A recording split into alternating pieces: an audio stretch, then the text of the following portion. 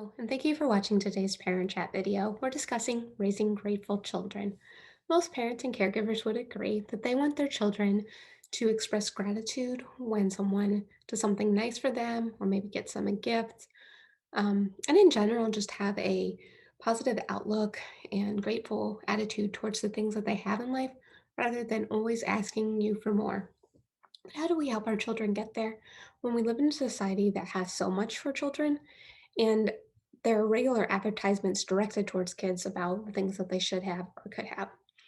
One of the basic things that we can do is model the behavior that we want them to exhibit.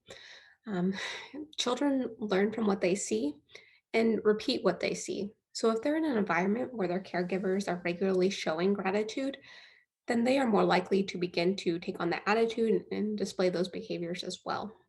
And it's also good for us as adults to take a moment and stop and consider the things that we're grateful for in our day to day life. Things like our house, our car, our jobs. These all are things that improve our quality of life, but we can often overlook. So if we stop and consider those and talk to our kids about those things, they are more likely to look at the things in their life that they're grateful for. We can also use regular grateful language, whether we're out in the community or at home. Let's say you're at the store and a cashier or a beggar are helping you check out your groceries and put them in bags so that you can leave and get on with your day. Or if you're at a restaurant and the server is bringing you a drink or serving you your food. These are opportunities that you can model showing gratefulness towards those people because they are helping you um, continue with your day and enjoy your experience. And it's good for your children to see you expressing gratitude towards them, even though that's their job. It is to help you put your groceries away and serve you food. We can still show them gratitude. And at home, letting your children know the things that you are grateful that they do, whether it's pick up their toys or help with the laundry. These might be expectations you have in your home for them, but it's still good to show gratitude and thank them for them. And on occasion, going beyond just a simple thank you to elaborate and let them know why that action matters. So if they picked up their toys, thank you for picking up your toys. It really helps keep our home clean and we're not tripping over toys when they're put away. Thank you for putting away your laundry. That makes my job easier and I can have more time to spend with you if you take on some of the responsibility. What happens though when your children continually ask and ask and ask for something that they want or something they want to do? We must, as much as possible, avoid giving in to nagging because children will use what works. And so if they know they just have to push the button a little bit longer before mom, dad, grandma, grandpa, whomever it may be, will give in, then they will. And they'll keep asking because they know it's worked in the past. So we can use a simple strategy, ask and answer. So if a child is asking you for something and you've already responded with your answer, no, we can't do that at this time, then we can say, you've asked me and I answered you. What was my answer? And putting it back on them to tell you what you had already told them. And tone will be really important in this. We can say it in a condescending way and it can come as a way of putting down our children, but we can also change our tone and make it most loving and nurturing that we can. This could be difficult if we're frustrated, so we might need to take a deep breath before responding to our child so that we can say it in a compassionate way. If they continue to nag you even after you've reviewed what you've told them, if it's not a matter of safety and a basic need, then it's okay to leave the room and go do something else. We do not have to put ourselves in a place where we continually have to hear what they want or them not respecting what you have said and continuing to push boundaries. You can also allow for wait time. This helps children um, learn to delay gratification, and this is a skill that will benefit them throughout their lives. We know as adults how we can't always get what we want when we want it, but that's hard sometimes even for us. So beginning teaching that early for kids is great. Let's say you're at the store and a child is wanting an item that they're seeing there. We can acknowledge that the child is saying that yes, that they want something, but again, we don't have to give in to that. We can put it on a wish list. and say, I acknowledge that you want something, I hear you. And this helps affirm the child and let them know that their voice matters. Um, and you can do it on a piece of paper, you can do it on your phone, wherever is most convenient for you. Write it down, and say, okay, I know that you want this. We have it here on the list. And next time when it is appropriate for them to have a gift, maybe a birthday or Christmas time, then you can refer back to their wish list. With young children, interests change quickly, so they might lose interest in that item pretty quickly. And what had been on their wish list is no longer there in a few months. So, um, also, if children have a little money, sometimes relatives give money at Christmas or birthdays. Um, Maybe choosing a portion of that they have some power to pick out some items for themselves. This helps them learn that there are limits to what can be bought.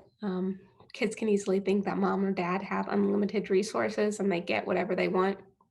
And we all know that's simply not true.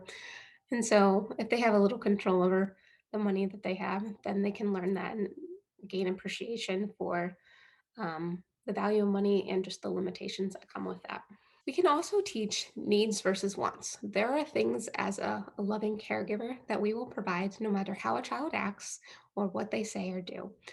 Um, and that is because as a human being, they have basic rights and needs, things like water, shelter, food. We're not going to deny them as a loving adult that is there to provide safety and security for a child. But there are things like a new bike or a new toy that are not immediate needs. Those could go back on their wish list, and helping them learn the difference between the two. That can be done in conversation, or I found this resource on Teacher Pay Teachers. It was free to download, and I liked it because there were visuals that and the children can work to put them physically in one category or in the next. Beyond this, we also want to be considerate of what our children are taking in on their tablet or watching TV or on YouTube. There are many advertisements out there directed to our kids about the newest, latest toy or food. There's so many different categories, and they're targeted for children. And so, if children are continually taking in a lot of advertisements, it can easily become I want, I want, I want.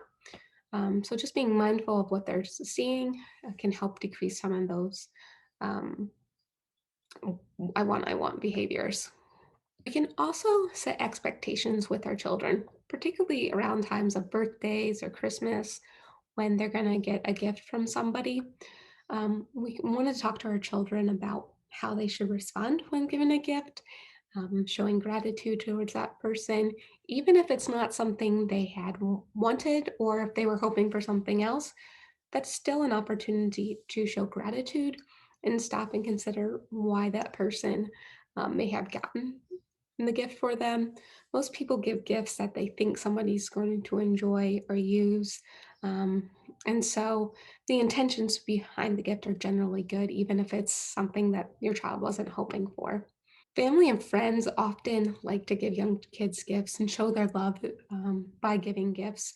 And this is fine and good, but it may come to a point where every time that they see your child, or most of the time that they see your child, they're bringing something for your child.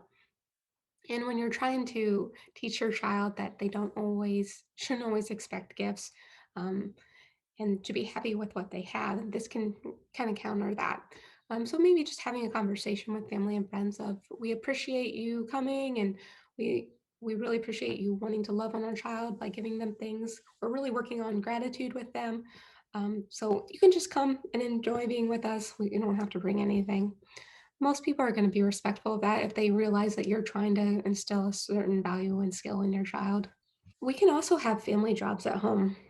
This not only helps a child feel valued and being a part of what is going on at home and that they have a purposeful activity they could be a part of, but it also can show them that it takes work to have the things that they have in life. It takes work to get dinner ready, it takes work to do laundry, and can give a greater appreciation for that and help decrease the I want what I want when I want it. And so realizing that there's some work behind that. Lastly, we can help our children verbalize gratitude or show gratitude if even if they don't have verbal skills yet. We can say thank you. We can write a note, make a phone call, or even draw a picture if those things are not an option for your young child. There are many ways that we can help them learn to show gratitude, and we can be creative. Maybe there's something even beyond this list that you do in your family to really just reiterate that a person's actions or gifts were meaningful for you and your child. The University of North Carolina at Chapel Hill has been doing a research study on raising grateful children and have it's about 30-minute link that you can go through some questions and short YouTube videos about strategies to increase gratitude conversations in your home. So, going beyond just situational gratitude of that when someone does something or gives you something, then you're grateful, but a general outlook on life of gratefulness. It's designed more so for older children, but there's concepts in there that you could start using with young children as well. Um, these are some of the resources that I looked at and gathered to put together for this presentation. You continue to follow us on YouTube and Facebook for more social and emotional resources. Thank you for watching, and I hope you have found this helpful.